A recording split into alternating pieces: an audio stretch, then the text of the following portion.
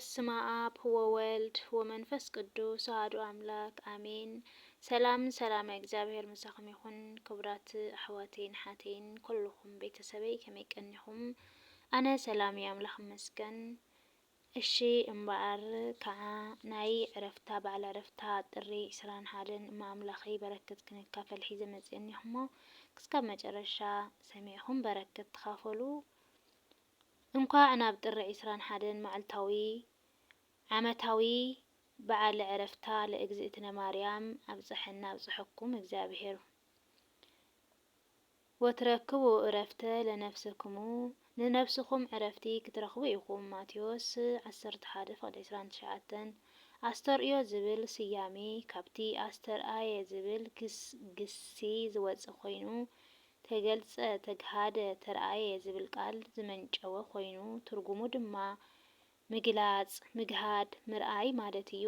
ካብ 29 ታሕሳስ ጀሚሩ ክሳብ መእተዊ ዓብይ ጾም ዘሎ እዋናት ኣብ ቤተ ክርስቲያን ዘመነ ኣስተርእዮ ዘመነ ምግላፅ ዘመነ ምግሃድ ተባሂሉ ይጽዋዕ ማለት እዩ። ኣብዚ እዋን እዚ ኣምላኽ ብስጋ ዝተገለጸሉን ፍጹም ሰብ ኮይኑ ዝተወለደሉን ንዓለም ዝተጋሃደሉን ልደቱ ብትሕትና ክብሩ ዝተገልጸሉን ሓድነት ሰለስትነትን ሚስጥረ ስላሴ ዝተጋሃደሉን እዋን እዩ። ጥምቀቱ እናዘከርና ኣብዚ ምድሪ ብጸቢብ ደረት ብሓጺር ቁመት ተወሲኑ ንዝተመላለሰሉን ብትምህርቱን ብተኣምራቱን ንደቂ ሰባት ዝመሃረሉን ዘርኣየሉን ዝገለጸሉን መንነቱ ድማ ዘጋሃደሉን መንክር ግብርታቱ እንዝክረሉ ኮይኑ ኣሎ ማለት እዩ። እግዚአብሔር በቲ ዘይመርመር ጥበቡ ፍጹም ሰብ ኮይኑ ንሰብ ከድሕን ኣብ ዝመደበሉ እዋን ቅድስት ድንግል ማርያም ምክንያት ናይዚ ግብረ ምድሓን ኮነት። ከመይ ንሳ ወሊዳ ዝተረኸበት ሓዚላ ዝተሰደደት ምስኡ ከርተቲላ ክሳዕ እግረ መስቀል ዝሰዓበት ኣደ እያ ድንግል ማርያም። ግብረ ምድሓን ንእግዚአብሔር ኣብ እንሓስበሉ እዋን ንኣድዩ ቅድስት ድንግል ማርያም ክንገድፋ ኣይንኽእልን ኢና። ኣደ ኣምላኽ ወላዲተ ኣምላኽ ኣደ ብርሃን እናበልና ንጽውዓን ብኣማላድነታን ምሕፀናን ማለት እዩ። ቅዱስ ዳዊት ተቀዲሙ ብትንቢት እግዚአብሔር ኣስተርኣየ ለነ እግዚአብሔር ኣምላኽ እዩ ንሱውን ኣብርሃልና ተገለጸልና።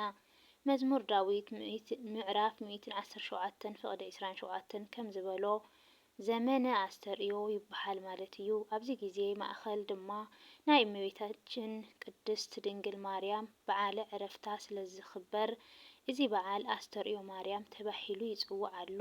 እመቤትና ድንግል ማርያም ልዕሊ ፍጡራን ትሕቲ ፈጣሪ ኮይና እናሃለወት ንሞት ዝሰዓረ ወዳ እናሃለዋ ካብኣ ብክብሪ ዝንእሱ እነ ኤልያስን እነ ሄኖክን ካልኦት ጸጋ ዝበዝሖም እኳ ዘይሞቱ ንሳ ደኣ ከመይላ ሞተት። ብሓቂ ናይ ድንግል ማርያም ሞት ዝገርም እዩ።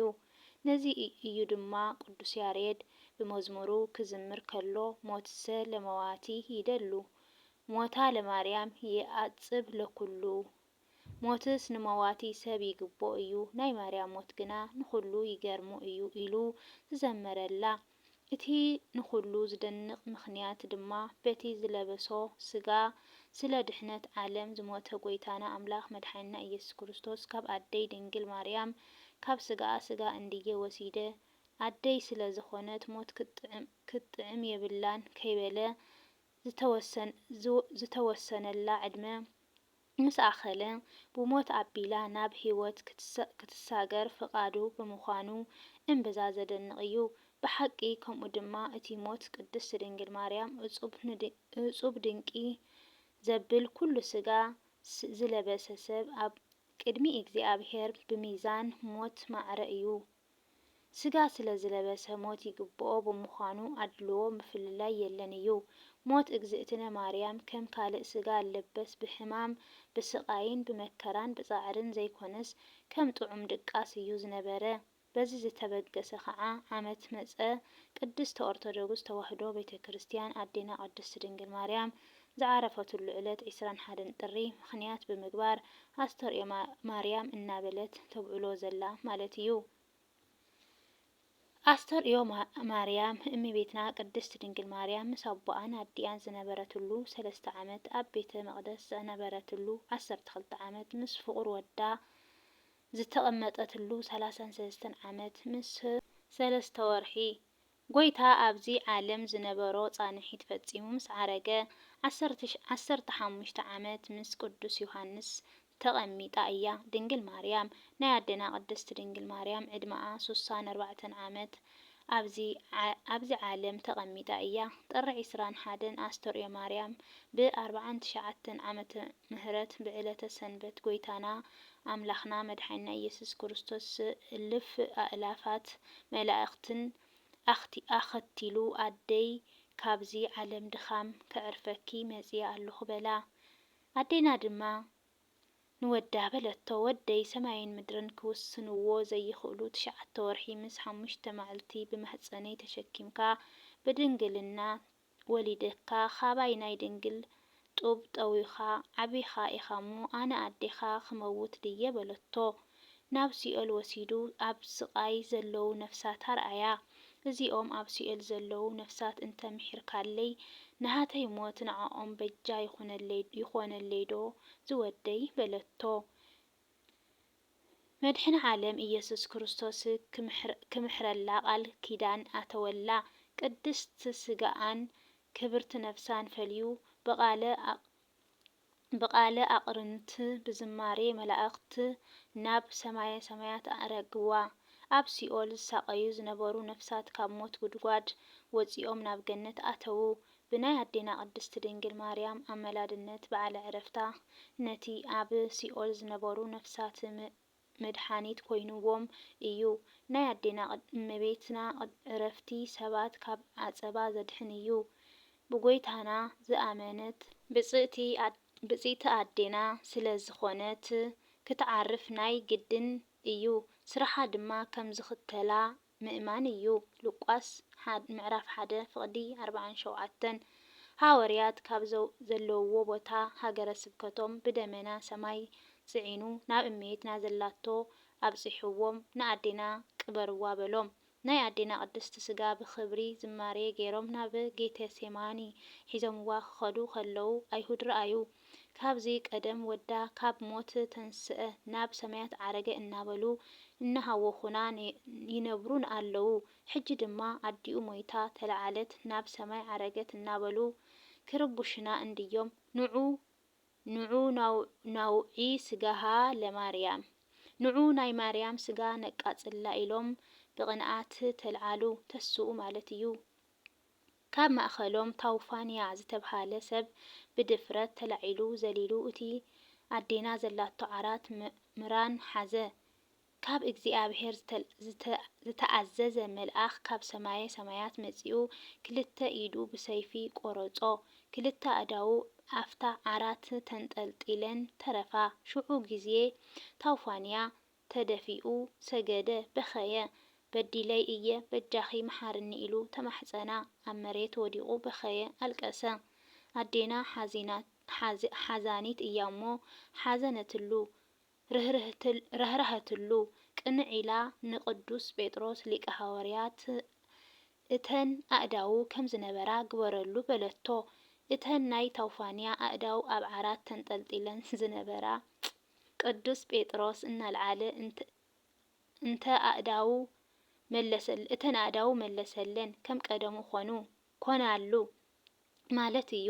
እዙይ ተኣምራት ምስ ተፈጸመ ምስ ተሰርሐ መድሓነ ዓለም ኢየሱስ ክርስቶስ ኣዴና ቅድስቲ ድንግል ማርያም ምስ ቅዱስ ዮሃንስ ካብ ማእኸሎም ነጢቑ ኣብ ዕፀ ሕይወት እግሪ ወሲዱ ኣቕመጣ ማለት እዩ። ብድፍረት ናይ ኣዴና ስጋኣን ከቃጽል ዝመጸ ታውፋንያ ብዘይ ምሕር ክቅጻዕ ገይርዎ እዩ። እግዚአብሔር ንስሓ ምስ ኣተወ ድማ ደሓነ። ናይ ኣዴና ፍቕሪ እኮ ወሰን የብሉን።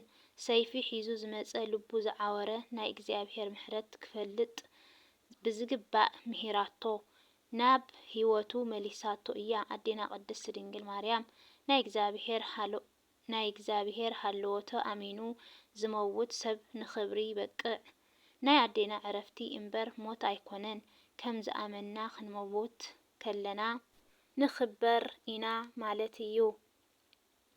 ሰማይን ምድርን ዝፈጠረ ኣምላኽ እንጽናዕ ናይ ቅድስት ድንግል ማርያም ኣማላድነት ምሳና እዩ።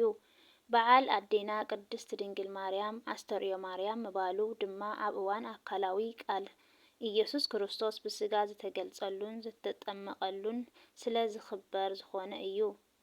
ስለዚ ኣዴና ቅድስት ድንግል ማርያም ወላዲት ኣምላኽ ናይ ደቂ ሰባት ምኽንያት ድሕነት ዝኾነት ተስፋ ሓጣኣን ፍስሓ ጻድቃን ብምዃና ናትና ናይ ኦርቶዶክሳውያን መመክሒትና ኣኽሊልና እያ። ወትሩ ድማ በቃል ኪዳና ተማሕጺና ሰኣሊ ለነ ቅድስት እናበልና በዓላ ነኽብር ኣለና ማለት እዩ። ጸሎታን በረከታን ምስ ምሕረት ፍቁር ወዳን ከምኡ ድማ ምስ ኩልና ህዝበ ክርስቲያን ይኹን።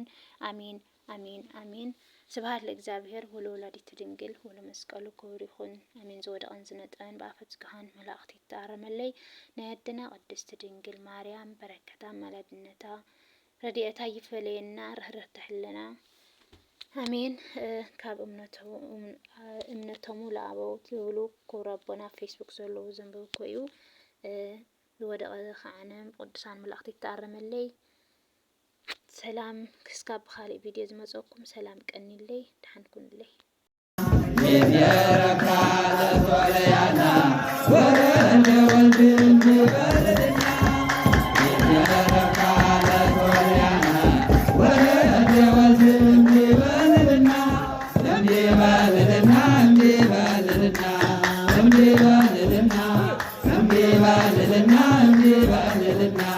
What